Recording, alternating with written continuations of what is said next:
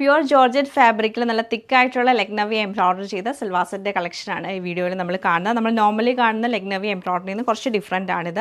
ഇതിൽ കുറച്ച് നന്നായിട്ട് വർക്ക് കൂടുതൽ നമുക്ക് വരുന്നുണ്ട്. അതുപോലെ പ്യുവർ ഫാബ്രിക്കിലാണ് വന്നേക്കുന്നത്.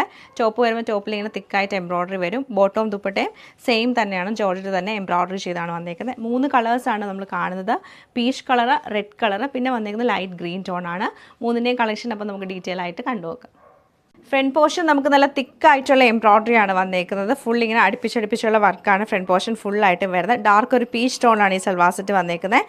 ബാക്ക് സൈഡ് നമുക്ക് വരുമ്പോഴത്തേക്കും വലിയ മോട്ടിഫ് കൊടുത്തിട്ടുണ്ട്. പിന്നെ ചെറിയ ചെറിയ മോട്ടിഫും എൻഡിലാണ് നമുക്ക് സ്ലീവിൻ്റെ പോർഷൻ വരുന്നത്. സ്ലീവും ഫുൾ എംബ്രോയിഡറി ചെയ്ത് സൈഡിൽ നല്ല വീതിക്ക് ഒരു ബോർഡറോടെ കൊടുത്തിട്ടാണ് അതൊന്ന് ഹൈലൈറ്റ് ചെയ്തേക്കുന്നത്. ടോപ്പ് പാറ്റേൺ ഇങ്ങനെ, ടോപ്പ് നമുക്ക് 2.5 മീറ്റർ ലെങ്ത് നമുക്ക് ടോപ്പിന് വരുന്നുണ്ട്. നല്ലൊരു ഡാർക്ക് പീച്ച് കളർ ടോണിലാണ് ഈ ഒരു സൽവാർ സെറ്റ് വന്നേക്കുന്നത്. ദുപ്പട്ടയും ജോർജറ്റിൽ തന്നെ നല്ല ഹെവി എംബ്രോയിഡറി ആണ് ചെയ്തേക്കുന്നത്. ബോർഡറൊക്കെ ഞാൻ പറഞ്ഞത് നല്ല വീതിക്കാണ് ബോർഡറിലെ എംബ്രോയിഡറി വരുന്നത്. ബോട്ടം വരുമ്പം എംബ്രോയിഡറി ചെയ്തിട്ടുള്ള ജോർജറ്റിൻ്റെ ബോട്ടം തന്നെയാണ് പെയർ ചെയ്തേക്കുന്നത്. ഇതിൽ നമുക്ക് എംബ്രോയിഡറി ഡിഫറെൻ്റ് ആയിട്ടാണ് വന്നേക്കുന്നത്. ഫ്രണ്ട് പോർഷൻ ഇങ്ങനെ ലൈൻസ് പോലെ പാനൽ പോലെ വന്നിട്ട് ഫുള്ളായിട്ടും കുഞ്ഞു എംബ്രോയിഡറി ആണ് ചെയ്തേക്കുന്നത്. ബാക്ക് സൈഡിലും എംബ്രോയിഡറി വരുന്നതുകൊണ്ട് ഞാൻ നേരത്തെ കാണിച്ച പോലെ തന്നെ. ദുപ്പട്ട വരുമ്പോഴത്തേക്ക് നമുക്ക് നല്ല ലൈറ്റ് ഗ്രീൻ ടോണിൽ തന്നെയാണ് ദുപ്പട്ട വന്നേക്കുന്നത്. ഫുള്ളായിട്ടും ഇതിലിങ്ങനെ എംബ്രോയിഡറി ചെയ്തേക്കുവാണ്. ബോട്ടം ജോർജറ്റ് തന്നെ എംബ്രോയിഡറി ചെയ്ത ബോട്ടമാണ് പെയർ ചെയ്തേക്കുന്നത്.